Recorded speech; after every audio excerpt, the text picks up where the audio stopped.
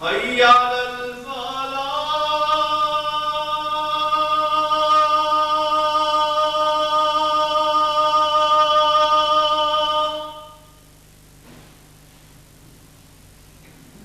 حي على الفلاح.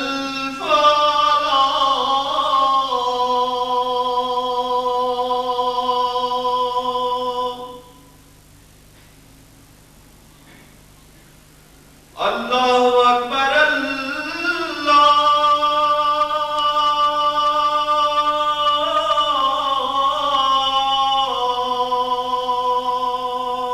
أكبر.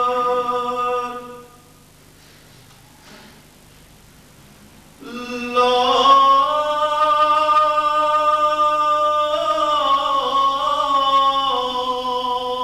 إله إلا الله.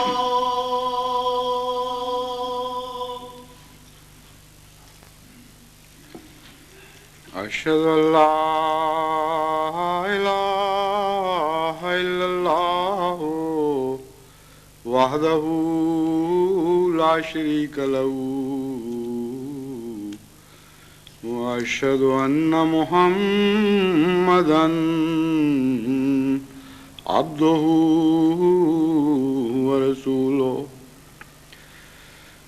أما بعد فأعوذ بالله من الشيطان الرجيم. بسم الله الرحمن الرحيم.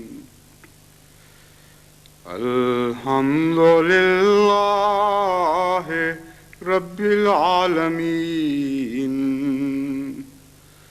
الرحمن الرحيم مالك يوم الدين. إياك نعبد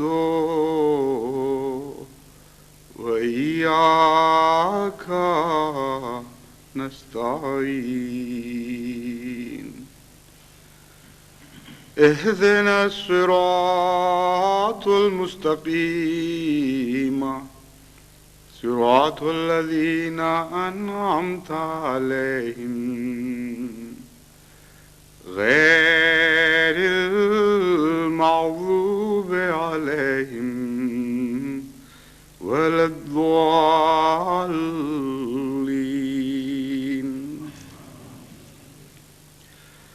يا أيها الذين آمنوا كونوا قوامين لله شهداء بالقسط ولا يجرمنكم شنآن قوم على ألا تعدلوا اعدلوا هو أقرب للتقوى واتقوا الله إن الله خبير بما تعملون.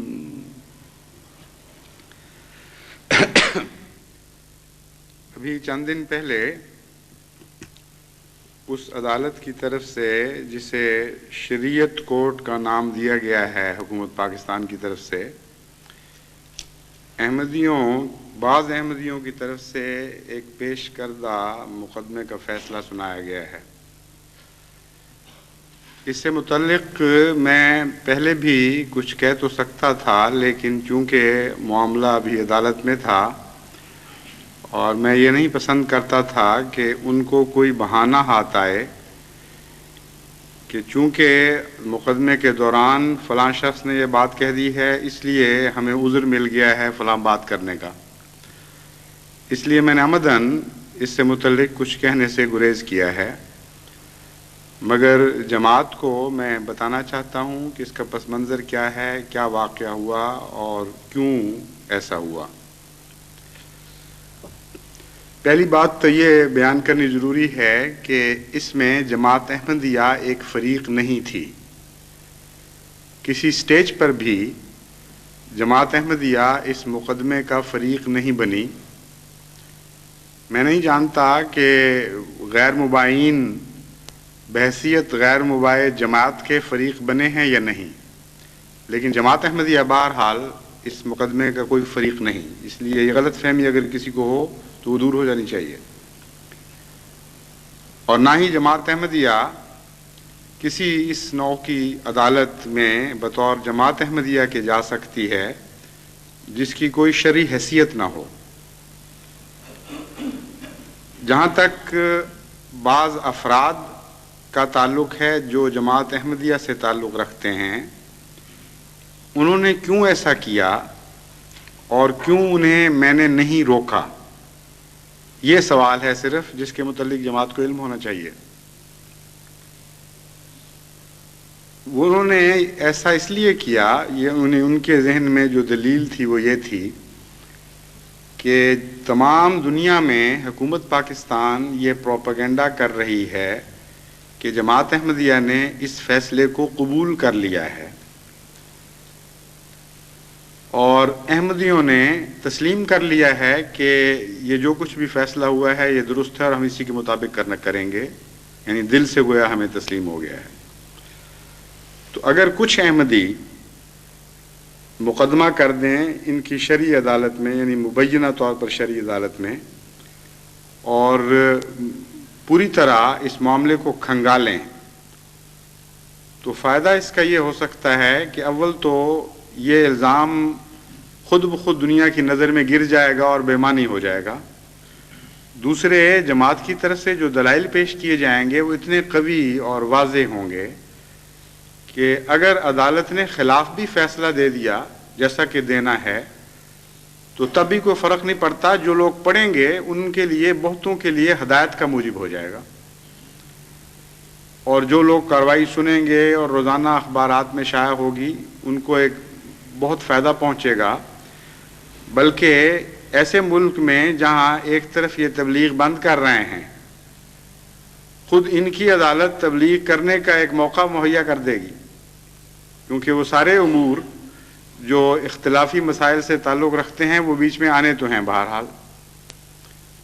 چونکہ ان کے اس موقف میں کافی وزن نظر آتا تھا، اگرچہ یہ خدشہ بھی تھا کہ وہ اس کارروائی کو اسی طرح چھپا جائیں جس طرح اس سے پہلے نیشنل اسمبلی کی کارروائی کو آج تک بصیغہ راز رکھا گیا ہے، اور اس فائدے سے جماعت محروم رہ جائے جو ان نوجوانوں کے ذہن میں تھا جنہوں نے مقدمے میں حصہ لیا ہے.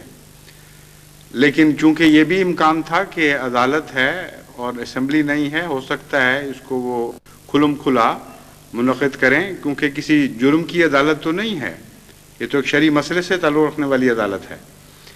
اس لیے کوئی بعید نہیں کہ یہ اسے کھلم کھلا لوگوں کے سامنے اس کارروائی کو چلائیں، اور اخباروں کو بھی اجازت ہو کہ وہ پوری کارروائی کو آگے چھاپنا شروع کر دیں. لیکن جب مقدمہ شروع ہوا تو تعجب ہوا کہ اس معاملے میں بھی انتہائی سیکریسی یعنی راز برتا گیا، اور سوائے ان چیدہ آدمیوں کے جن کو ٹکٹ دیا گیا فریقین کی طرف سے، اخبارات کو نہ تو کارروائی شائع کرنے کی اجازت تھی اپنی طرف سے، اور نہ جماعت احمدیہ کو، احمدیوں کو جو مقدمے کے ایک فریق تھے ان کو اجازت تھی کہ وہ اس کارروائی کو شائع کریں. اور صرف عدالت کی طرف سے جو مختصر نوٹ جاری ہوتا تھا وہی صرف شائع کیا گیا. اس سے ایک تو ان کا رجحان بڑا واضح ہو گیا کہ وہ کیا چاہتے ہیں، اور اگر ایک تو بڑی قطعی بات ہے جس دن یہ فیصلہ کیا گیا اور پہلے دن یہ فیصلہ کیا گیا ہے اس دن ایک بات واضح ہو گئی کہ اگر ان کے نزدیک دلائل حکومت کی طرف ہوتے جنہوں نے یہ آرڈیننس جاری کیا ہے تو ناممکن تھا کہ وہ اس کو چھپاتے، اس بحث کو. ان کو تو اشتہار دے کر بلوانا چاہیے تھا ساروں کو کہ آگے دیکھ لو، یہ جو احمدی کہتے ہیں کہ حکومت نے ظلم کیا ہے ابھی ثابت ہو جائے گا قرآن کریم کی روح سے کہ بالکل جھوٹ کہتے ہیں اور حکومت بالکل حق پر ہے اور عین شریعت کے مطابق فیصلے ہوئے ہیں. تو وہی وجہ جو اس سے پہلے نیشنل اسمبلی کے فیصلوں کو چھپانے کی بنی اور اس کارروائی کو چھپانے کی بنی، وہی وجہ اب پھر حائل ہو گئی اس کارروائی کو مشتہر کرنے میں۔ بہرحال ابھی بھی کوشش تو کی جا رہی ہے، اور وکلاء نے درخواستیں دی ہیں جنہوں نے مقدمہ کیا تھا کہ ہم فریق ہیں، ہمارا حق ہے کہ ساری کارروائی کی ٹیپ بھی ہمیں دی جائے اور تحریری عدالت کی مصدقہ نقول بھی ہمیں دی جائیں، مقابل پہ لوگ کیا کہتے تھے، ہم کیا کہتے رہے۔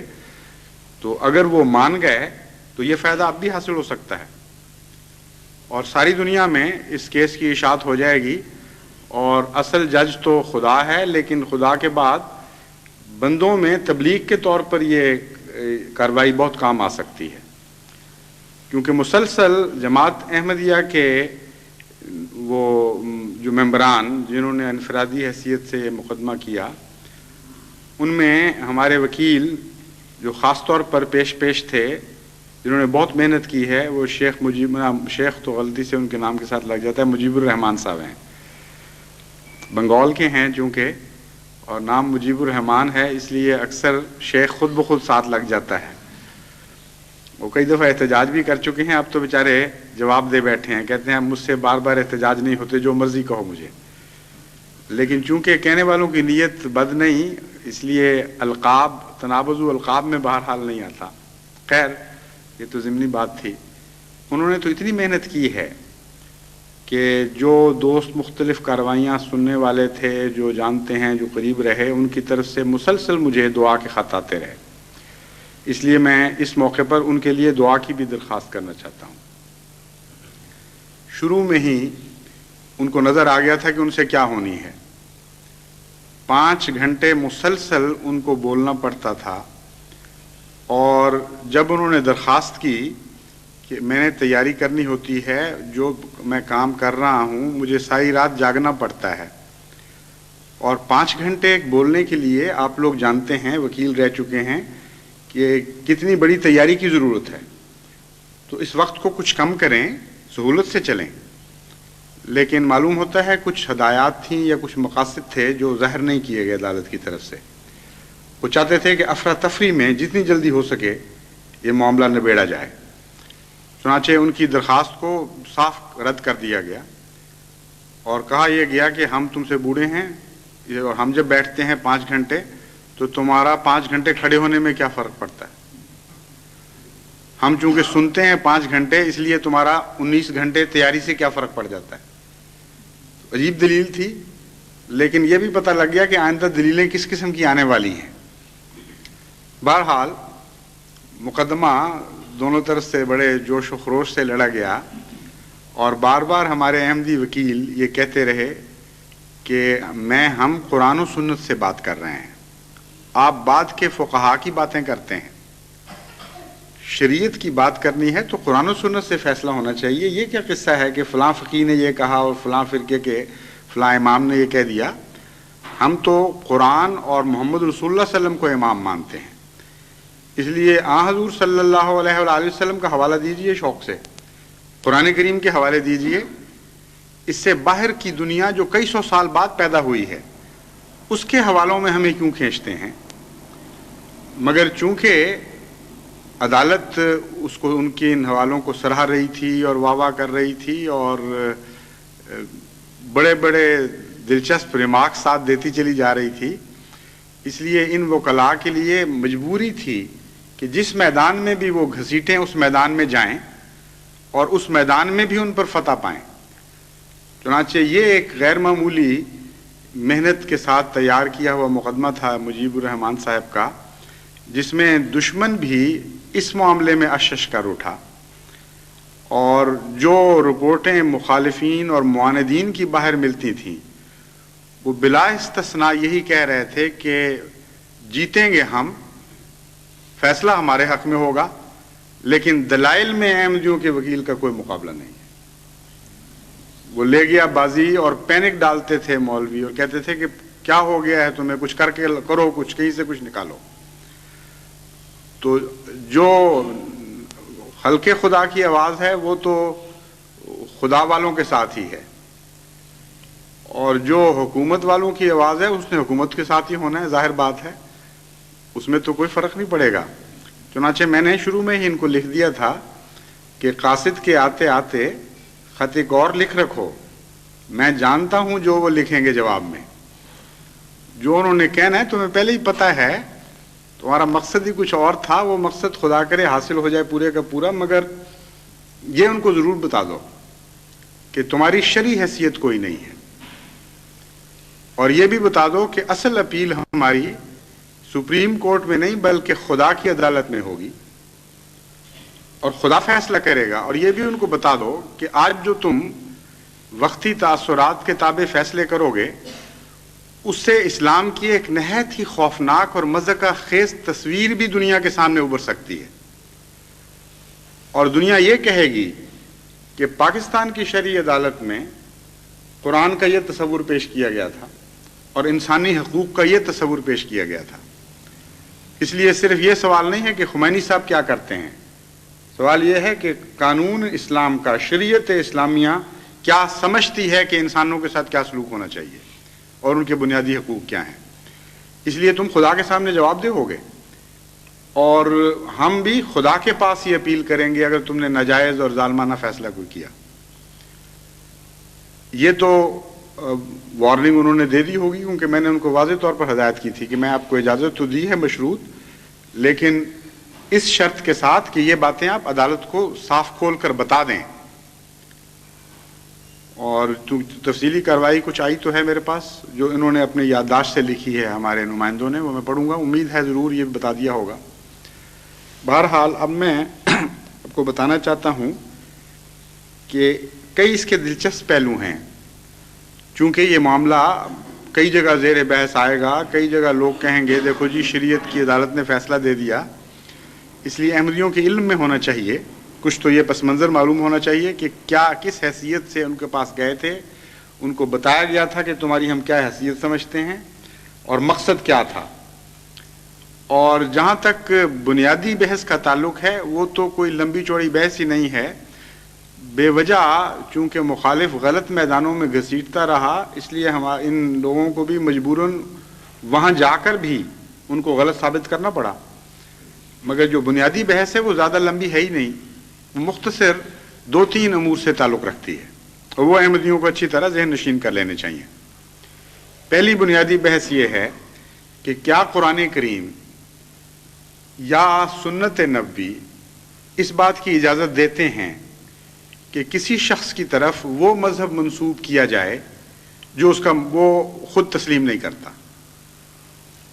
مثلا کوئی شخص کہتا ہو میں مشرک نہیں ہوں، اور قرآن اجازت دے اور آن حضرت صلی اللہ علیہ وآلہ وسلم نے ایسا عمل کر کے دکھایا ہو کہ تم کہتے تو ہو کہ میں مشرک نہیں ہوں مگر تم ہو مشرک، تم کہتے تو ہو کہ میں عیسائی ہوں مگر تم عیسائی نہیں ہو، یعنی دونوں قسم کی صورتیں کیا قرآن کریم سے کہیں ثابت ہیں اور سنت نبوی سے اس کی کوئی مثال ہے؟ یہ بنیادی چیز ہے۔ اگر اس کی ایک بھی مثال نہیں اور قرآن کریم کی کوئی آیت بھی کسی انسان کو یہ حق نہیں دیتی کہ کسی کے مذہب کے ادعا کے خلاف اس کی طرف کوئی مذہب منسوب کر دے، تو اگلی بحث ہی ساری بے معنی ہے، بے تعلق باتیں ہو جاتی ہیں۔ دوسری بحث یہ نہیں ہے کہ غیر مسلموں کے حقوق کیا ہیں اسلام کے نزدیک، یہ بھی عملاً یہاں ہمارے معاملے میں بے تعلق ہے۔ سوال یہ ہے کہ کیا کسی غیر مسلم کو قرآن کریم کو سچا سمجھنے کا حق ہے کہ نہیں، اور خدا کو ایک سمجھنے کا حق ہے کہ نہیں، اور آن حضرت صلی اللہ علیہ وآلہ وسلم کی سچائی کا اعلان کرنے کا حق ہے کہ نہیں؟ یہ بنیادی بحث ہے۔ اگر نہیں ہے تو تم یہ تبلیغ کا کیا کرتے پھر رہے ہو غیر مسلموں کو؟ ان کو تو حق ہی نہیں ہے کہ اسلام کو سچا سمجھیں، اور اگر یہ حق ہے تو کیا اکٹھا حق ہے کہ ایک دم سارے اسلام کو سچا سمجھیں، یا یہ بھی حق ہے کہ جتنا سمجھ میں آتا جائے وہ مانتے چلے جائیں؟ اگر یہ حق نہیں ہے تو پھر یہ شکل بنے گی کہ اگر وہ بحث کے دوران یہ مان جائیں کہ خدا ایک ہے تو آپ کہیں گے نہیں ہرگز تمہیں یہ حق نہیں ہم دیتے کہ خدا کی عبادت کا اعلان کرو، کیونکہ تم نے باقی باتیں نہیں مانی۔ اگر اس کے دماغ میں یہ بات پڑ جائے کہ اللہ بھی ایک ہے اور حضرت محمد مصطفیٰ صلی اللہ علیہ وآلہ وسلم بھی ایک ہیں، لیکن حشر نشر کی سمجھ نہیں آ رہی، تو کیا اسلام یہ کہے گا کہ تم ان دو باتوں کو بھی نہیں مان سکتے کیونکہ تم حشر نشر کے قائل نہیں؟ اور اگر ان کو یہ سمجھ آ جائے کہ قرآن کریم جو سچ کی تعلیم دے رہا ہے، بدیوں سے بچنے کا حکم دے رہا ہے، عبادت کا حکم دے رہا ہے، یہ طریق بالکل ٹھیک ہے، اس پر تو ہمیں عمل کرنا چاہیے، لیکن روزوں کی ہمیں سمجھ نہیں آتی، تو کیا قرآن کریم روک دے گا اس کو نماز پڑھنے سے بھی؟ اور اکثر ایسے مسلمان ہیں جو ایک حصہ کرتے ہیں قرآن کریم پہ عمل، دوسرے حصے پہ نہیں کرتے، تو ان کی پھر کیا حیثیت رہ جائے گی؟ تو بہرحال بنیادی بات قابل بحث یہ تھی کہ قرآن کریم کے کسی حصے پر اگر کسی کو ایمان ہو جائے تو کیا شریعت اسلامیہ کسی انسان کو یہ حق دیتی ہے کہ جس حصے پر کوئی شخص ایمان لاتا ہو اس پر عمل سے روک دے؟ اتنی سی بات ہے ساری۔ ہمارے معاملے میں جو انہوں نے طریق اختیار کیے وہ بالکل برعکس اختیار کیا ہے۔ انہوں نے یہ طریق اختیار کیا کہ پہلے ہمارا نام کچھ اور رکھا، مثلا کسی چمن کو کچھ صحرا کہہ دے، پھر ہم نے نام رکھ دیا ہے۔ پہلے نام رکھا، پھر کہا کہ جب صحرا ہم کہہ رہے ہیں تو بوٹوں کا کیا کام ہے یہاں، پھلوں اور پودوں کے، پھل کے دار درختوں کے اور پھولدار درختوں کا کیا مطلب، ان کیاریوں کے کیا معنی، یہاں پانی دینے کا کیا مطلب؟ نکالو سارے درخت، پودے، بوٹے، گھاس واس، سب بکواس ہے، کیونکہ ہم جب صحرا کہہ رہے ہیں تو اس کو صحرا ہونا چاہیے۔ تو پہلے نام رکھا غیر مسلم، اور یہ بھی بڑی جہالت ہے، غیر مسلم تو کوئی نام ہی نہیں ہے مذہب کا۔ غیر مسلم جب کہہ دیا جائے تو جب تک کسی مذہب کی تعین نہ ہو یہ نہیں پتہ لگ سکتا کس کے کھاتے میں پڑیں گے، اور چونکہ ان کے ادعا کے برخلاف ہے، اس لیے سوائے اس کے لیے آپ کے لیے چارہ کوئی نہیں کہ یا تو کہیں کہ ہم غیر مسلم کہہ دیں گے لیکن تمہاری مرضی جو مرضی کرو، جو مذہب اپنے لیے عملاً سمجھو ٹھیک ہے، لیکن ہم تمہیں غیر مسلم سمجھتے رہیں گے، یہ تو معقول بات ہوئی۔ یا پھر یہ کہیں کہ چونکہ ہم تمہیں غیر مسلم کہتے ہیں اس لیے اسلام کے کسی حکم پر تمہیں عمل نہیں کرنے دیں گے۔ یہ وہ جہالت ہے جنہوں نے اختیار کی ہے۔ اور پھر تیسری شکل یہ بنتی تھی کہ اچھا غیر مسلم بھی ہمیں کہہ دیا اور اسلام پر عمل بھی نہیں کرنے دینا، تو اب ہماری شریعت کوئی بنائے گا یا نہیں؟ وہ کہتے ہیں جو مرضی بنا لو، یعنی گویا انسان شریعت بنائے خود۔ یہ بھی بڑی جہالت کی بات ہے، جو مرضی کس طرح بنا لو۔ شریعت تو وہ ہوتی ہے جو خدا بناتا ہے، اس لیے آپ ہمارے عقیدے پہ جو مرضی حملہ کریں، ہمارے لیے یا تو پھر شریعت بھی بنا کے دینا ایک کہ ہم تمہیں چونکہ غیر مسلم کہتے ہیں، اسلام پر عمل نہیں کر سکتے، اور اب فلاں شریعت تمہارے لیے بنائی جاتی ہے، اور چونکہ قدر اشتراک تکلیف دہ ہے کہ فلاں چیز فلاں سے ملنی نہیں چاہیے، تمہاری کوئی بات مسلمانوں سے ملنی نہیں چاہیے، یہ بنیاد بنائی گئی ہے۔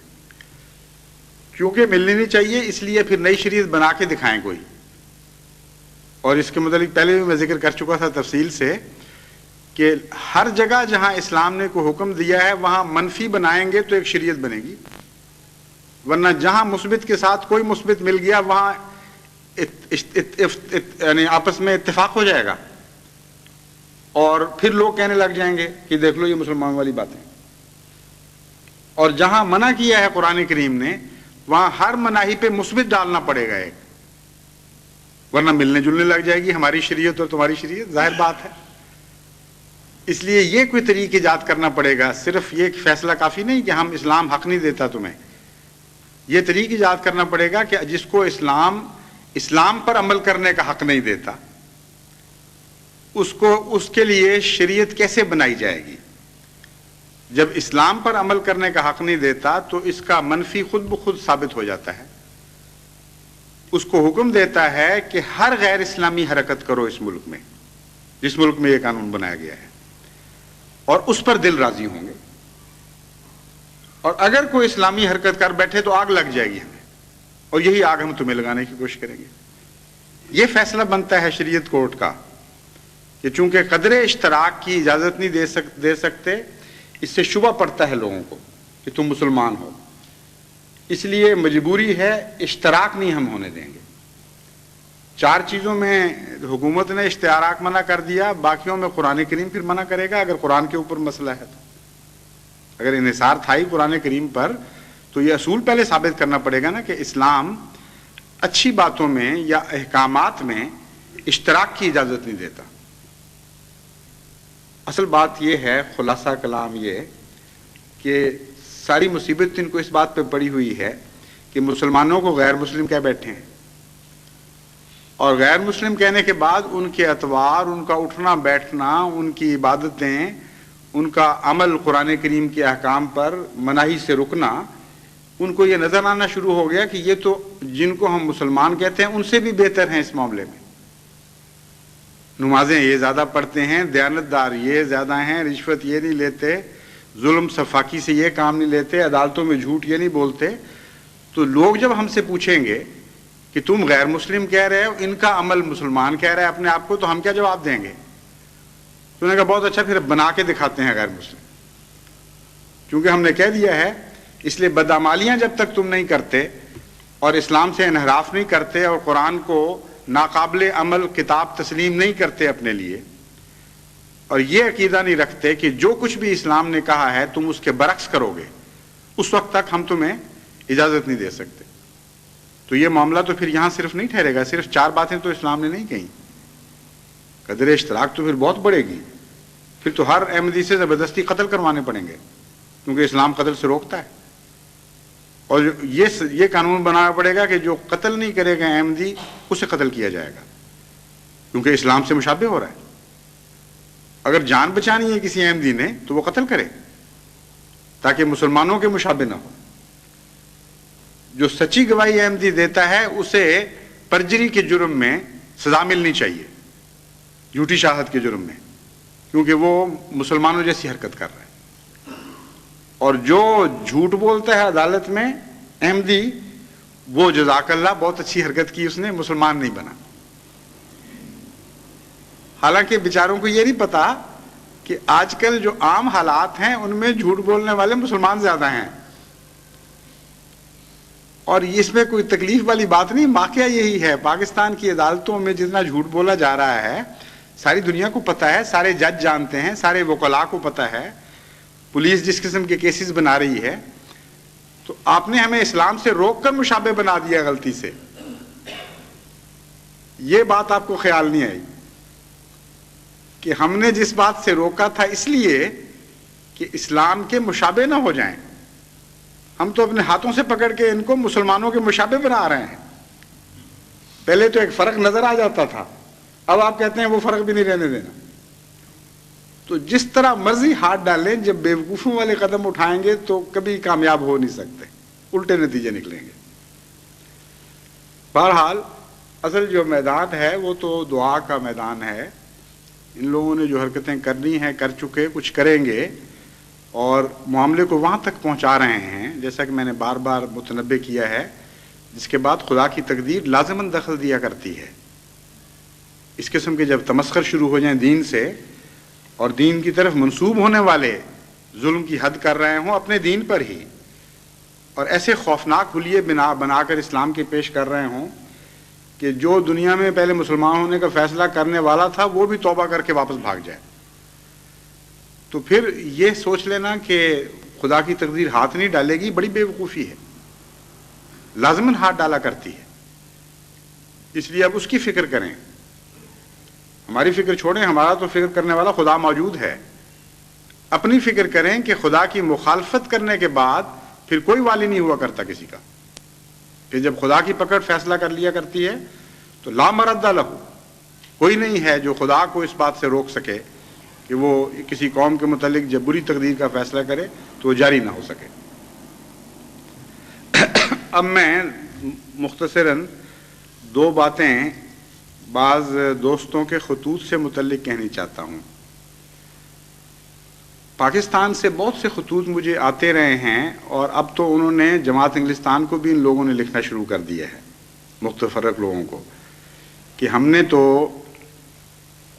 جہاں تک پیش گئی ہمت ہوئی خلافت کی حفاظت کرنے کی کوشش کی، اب آپ کے اوپر یہ ذمہ داری ہے اور آپ اس حق کو ادا کریں۔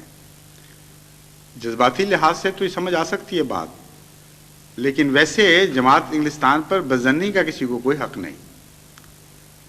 خلیفہ وقت جہاں بھی جاتا ہے وہ جماعت احمدیہ میں ہی جاتا ہے۔ آخر یہ کہہ لینا کہ پاکستان کے احمدیوں کو زیادہ خیال تھا اور یہاں کے احمدیوں کو کم ہے، یہ بالکل غلط بات ہے۔ اس لیے جن کو لوگ لکھتے ہیں، اول تو ان کو برا یعنی وہ سمجھنا چاہیے کہ اس معنی میں نہیں لکھتے کہ گویا وہ جماعت احمدیہ انگلستان کو اپنے سے کم درجہ سمجھتے ہیں ایمان میں، بلکہ صرف یہ وجہ ہے کہ محبت کے جوش میں ایسے وقت میں ایسی باتیں نکل جایا کرتی ہیں۔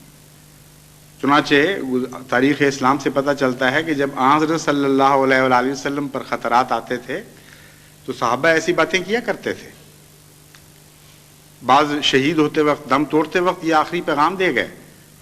یہ مراد تو نہیں تھی کہ وہ یہ کہتے تھے کہ ہم تو زیادہ مخلص ہیں اور تم لوگ اس معاملے میں ہم سے پیچھے ہو، بلکہ اظہار محبت ہے، اس سے زیادہ اس کی کوئی حیثیت نہیں۔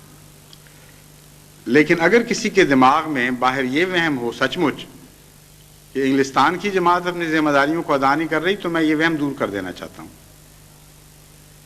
کیونکہ انگلستان کی جماعت اپنی توفیق سے اگر بڑھ کر نہیں تو توفیق کے کناروں تک اپنے فرائض کو ادا کر رہی ہے۔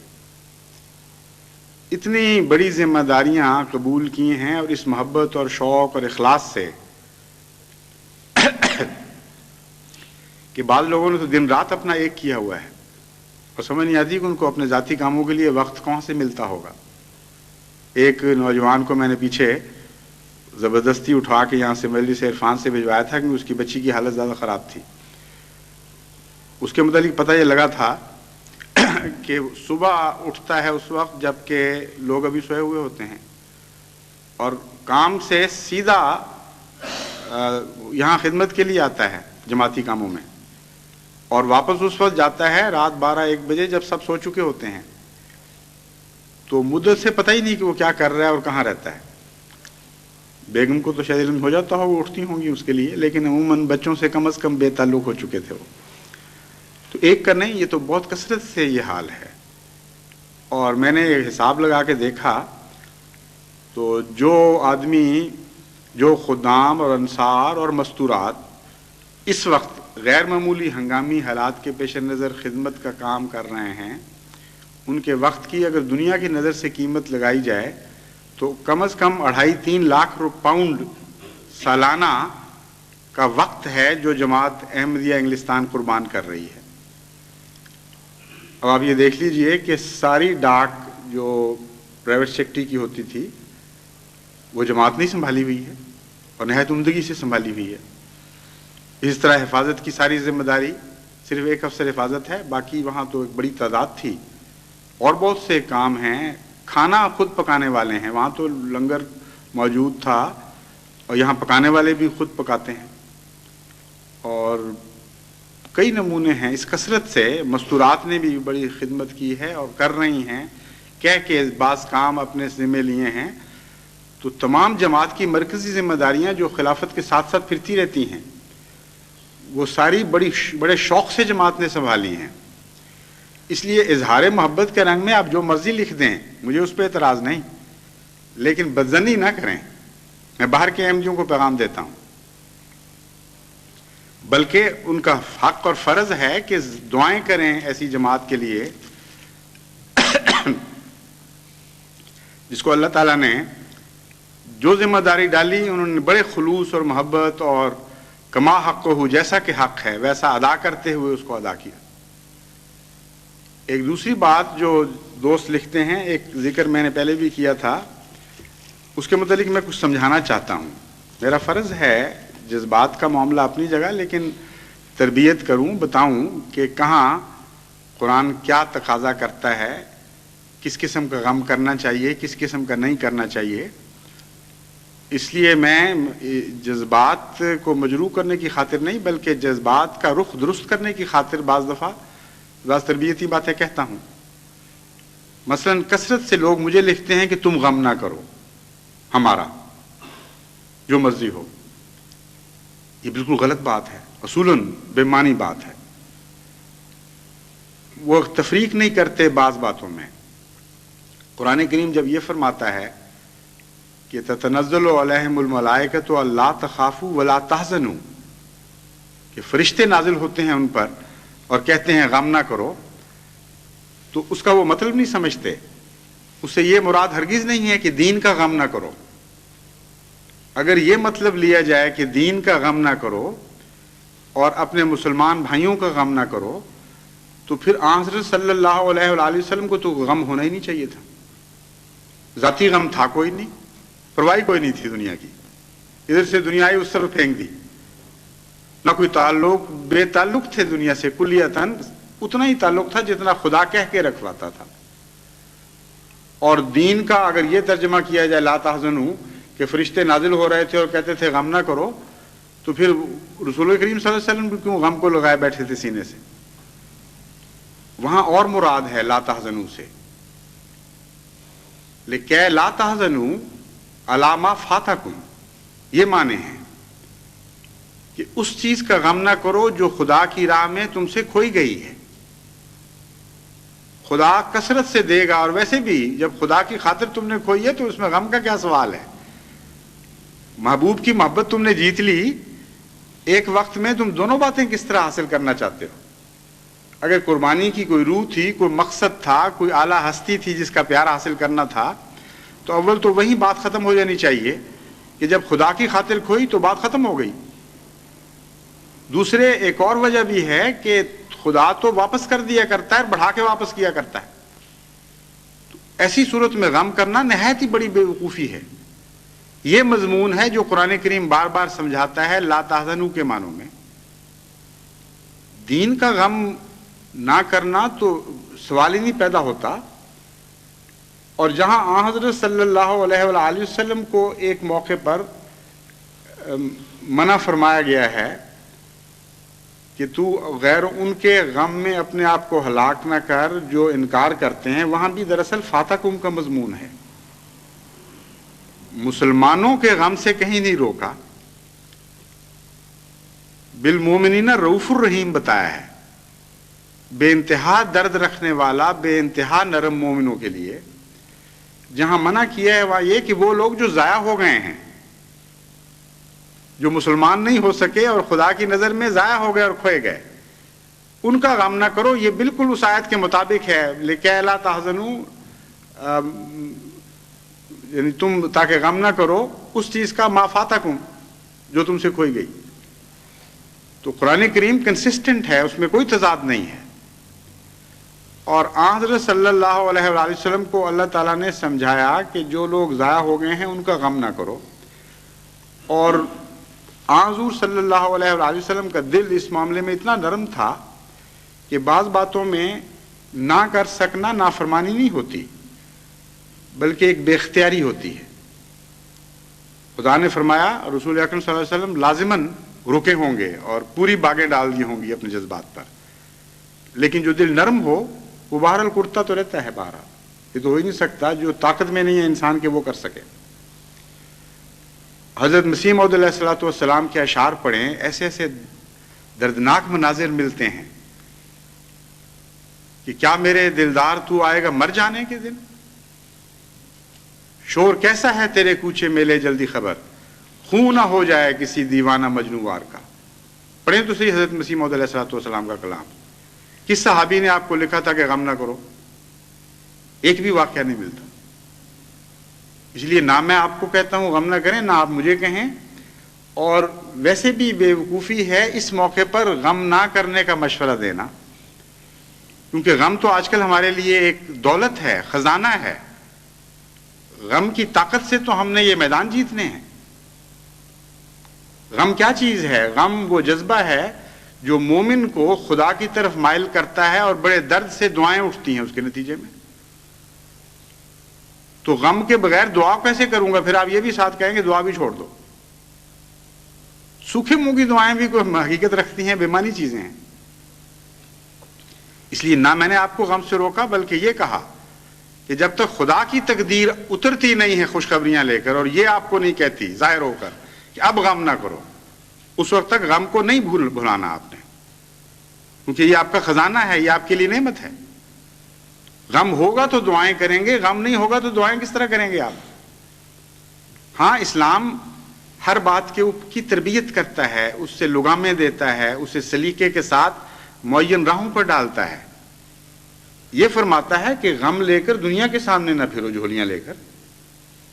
یہ فرماتا ہے کہ اپنے غم کو خدا کے حضور گریہ اوزاری میں لگا دو، تاکہ ایک ایک ذرہ غم کا کام آ جائے تمہارے، ضائع کچھ نہ ہو. یہ بات تو درست ہے. دوسرا ایک اور غم کا بہت بڑا فائدہ یہ ہے کہ غم کے نتیجے میں جو لوگ سمجھتے ہیں کہ صحت خراب ہو جاتی ہے، بالکل غلط ہے. یہ تجزیہ بھی میں آپ کے سامنے رکھ دینا چاہتا ہوں، کیونکہ بعض لوگ جو مجھے لکھتے ہیں وہ ساتھ وجہ بھی بتا دیتے ہیں. وہ کہتے ہیں ہمیں فکر ہے کہ تمہاری صحت گر جائے گی. حالانکہ میری صحت تو پہلے سے اچھی ہو گئی ہے اللہ کے فضل سے، اور زیادہ قوت پاتا ہوں میں اپنے اندر مقابلے کی. اس لیے یہ تو وہم ہے آپ کا کہ میری صحت گر گئی ہے. غم سے صحت نہیں گرا کرتی، یہ میں آپ کو بتاتا ہوں. آپ حیران ہوں گے کہ یہ کیسی بات کر رہا ہے، مگر میں تجزیہ کر کے بتاؤں گا آپ کو. دو قسم کے غم ہوتے ہیں. ایک غم وہ ہوتا ہے جو مایوسی کے نتیجے میں پیدا ہوتا ہے اور بے اختیاری کے نتیجے میں پیدا ہوتا ہے، جس میں کوئی امید کی کرن نہیں رہتی.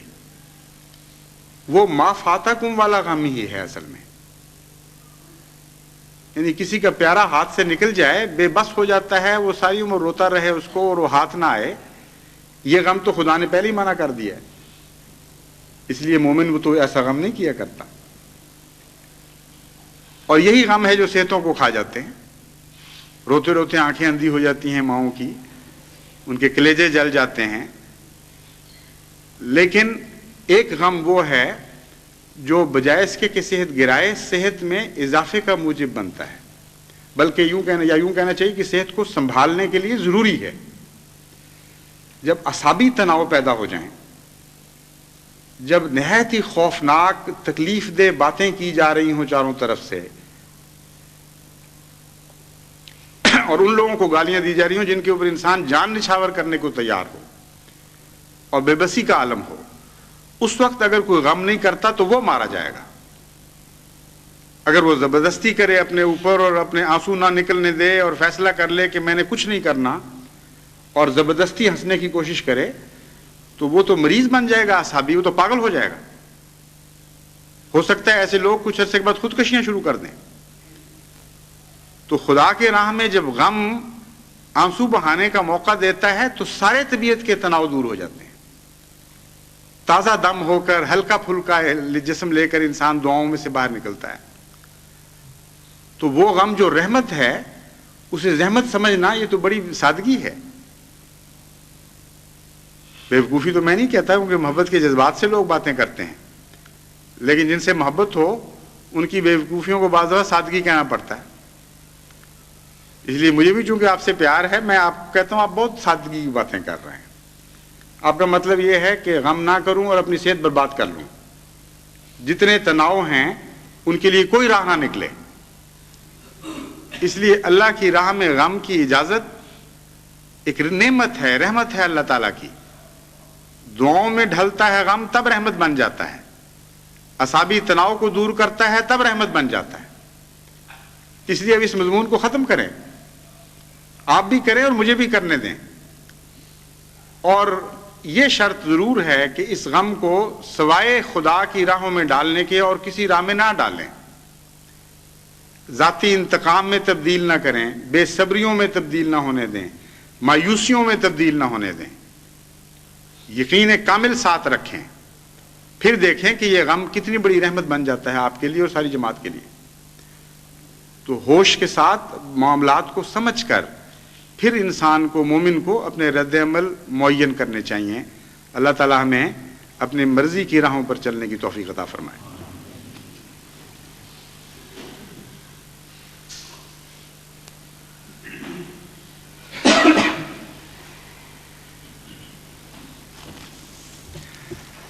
الحمد لله نحمده ونستعينه ونستغفره ونؤمن به ونتوكل عليه ونعوذ بالله من شرور أنفسنا ومن سيئات أعمالنا من يهده الله فلا مضل له ومن يضلله فلا هادي له ونشهد أن لا إله إلا الله وحده لا شريك له ونشهد أن محمدا عبده ورسوله عباد الله رحمكم الله إن الله يأمر بالعدل والإحسان وإيتاء ذي القربى وينهى عن الفحشاء والمنكر والبغي يعظكم لعلكم تذكرون اذكروا الله يذكركم وادعوه يستجب لكم ولذكر الله أكبر